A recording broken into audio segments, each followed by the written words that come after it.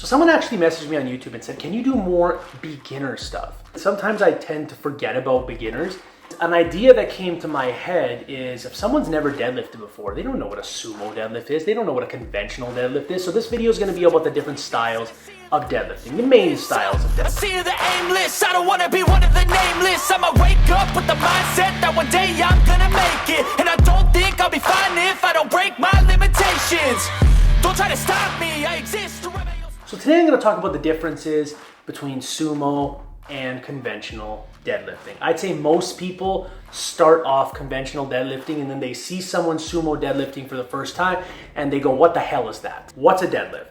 It is a compound exercise that targets multiple muscle groups, including your back legs and your core, hamstrings, glutes, upper back, the list goes on and on and on. So to me, it's one of the best lifts that you can for building strength and muscle mass. Some people disagree with that. We all have our own opinions. It's fine. But there's two styles and they're each going to emphasize different things. So let's start off with the more known conventional deadlift. So in this style, your feet are going to be, depending on your build, really narrow, like slightly inside your hips, hip width. There are some strongman competitors that have a really wide conventional. It's all going to depend. I suggest you start off with your feet hips width away from each other. So the key muscles worked in a conventional deadlift are going to be hamstrings, glutes, lower back, upper back. And this lift is more of, let's say, a hinge. So you're going to be more bent over in this lift. And this is going to help your whole posterior chain strength and all the muscles involved. Now, the main distinction that makes this a conventional deadlift is that your arms are gripped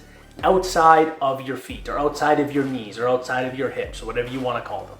So I suggest most people start off with a conventional deadlift, at least gain some base level of strength with the conventional deadlift before finding out that sumo might work for you or just giving sumo a try in general. It's great for people that just want to build overall strength, improve maybe their hip hinge mechanics, develop their back muscles, and if you have longer limbs or a lower center of gravity, this is probably going to be a good fit. And I would say most people that do deadlift variations are mainly doing the conventional version of them. So you're gonna do a Romanian deadlift. You can do block pulls with both. And most people that do, like, let's say stiff legs or Romanian deadlifts, it's normally, most of the time, from a conventional stance. I've rarely ever see people doing sumo RDLs and sumo stiff legs. Although they do exist and I have tried them myself, I'd say it's more common for people to be working the hip hinge pattern of a Romanian deadlift from a conventional stance. So now let's go over to sumo. This one's going to,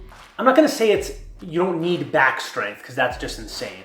All the types of strength you need for both styles of deadlift are gonna be exactly the same, just emphasized and tweaked a little bit. So this is when your feet are gonna be placed wider than your hands. Now, how much wider is completely dependent on your body structure. And how it feels and how strong you feel. There are some people that damn near almost go to the plates, and there are some people that do what's called like a semi-sumo deadlift, where your feet are basically just on the outside of your feet. It all depends on your build, your preference, and what makes you feel the strongest. So the sumo deadlift will shift more weight to your quads, glutes, and your hips. It'll take off a bit of the strain of your lower back, but it doesn't like remove it completely. So if you're feeling your lower back during a sumo deadlift, it's not that you're doing something wrong. You just can't completely avoid that feeling. So who should use a sumo deadlift? I think it's ideal for people with longer torsos and shorter limbs, although you can do it if you have long arms. It's all gonna depend on you. And it helps you lift heavier weights without compromising form. I remember many years ago, I, like most people, would shit on sumo, which I disagree with now. But someone told me, hey, you should try pulling sumo. And I thought it was gonna feel so weird, but it actually felt really good, which I was surprised with. So I guess my body and my structure is more built for sumo. So let's just do a quick rundown of the main differences. The stance: conventional, narrow stance; sumo, wide stance. Grip: conventional, bar, your hands are outside the knee, and sumo, your grip is inside your knee. The muscle focus: the conventional emphasizes the back and hamstrings, while the sumo targets more the quads and glutes. And your body mechanics: The conventional, your hips are gonna be kind of further away from the bar, and sumo, you're gonna have a slightly more upright position and your hips are gonna be closer to the bar. So that's all for this video. Let me know what style you pull with. Let me know what you are, powerlifter, bodybuilder, strongman. Well, I think it's obvious what you pull if you're a strongman.